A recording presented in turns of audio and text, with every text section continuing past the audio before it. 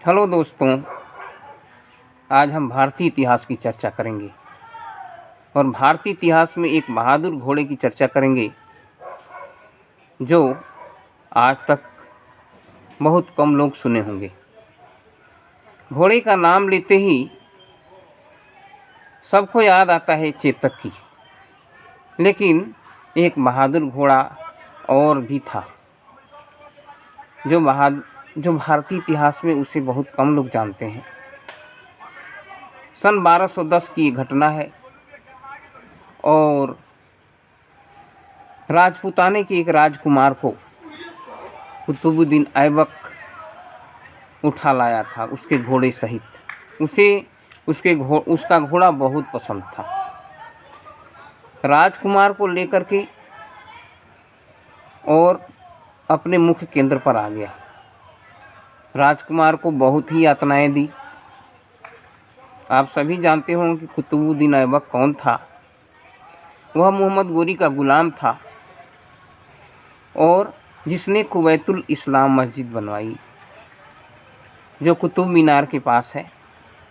कहा तो जाता है कि कुतुब मीनार भी कुतुबुद्दीन ऐबक ने शुरू कराया था। लेकिन उस घटना को बाद में चर्चा करेंगे। एक बहादुर घोड़े की चर्चा करते हैं। बहादुर घोड़े का नाम था सुभ्रक। जब सुभ्रक घोड़े के मालिक का अपहरण करके और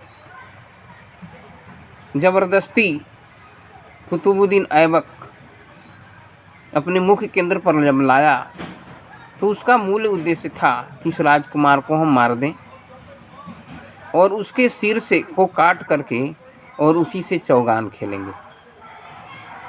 सुभ्रक घोड़ा भी कुतुबुद्दीन ऐबक को बहुत पसंद था, राजकुमार वाला जो घोड़ा था।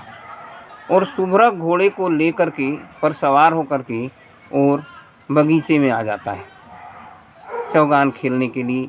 उसका मूल उद्देश्य यही था कि सिर को काट देंगे और उसी से हम जो है चौगान खेलेंगे उसके सिर से, यानी अपमानित करने का उद्देश्य था।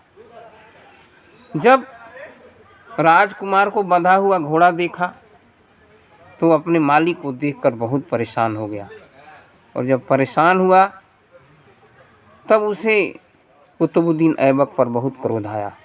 उसकी आंखों से आंसू बहने लगे और जब मारने को हुआ तभी जो है अचानक जो है सुभ्रक जो घोड़ा था वो हमला कर देता है कुतुबुद्दीन ऐबक के ऊपर और तब तक अपने टापों से मारता रहा जब तक कि कुतुबुद्दीन ऐबक की मृत्यु नहीं हो जाती।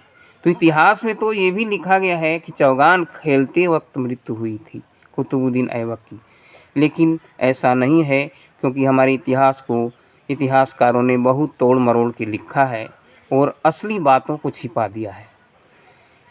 अर्थात यहाँ साबित होता है कि कुतुबुद्दीन ऐबक की मृत्यु चौगान खेलते वक्त खेलने के उद्देश्य से हुई थी। उसी सिर से चौगान खेलना था उसे, लेकिन उसकी मृत्यु एक बहादुर घोड़े के टापों से हुई और घोड़ा जो है टापों से मारते मारते जो है कुतुबुद्दीन का अंत कर दिया। Thank you.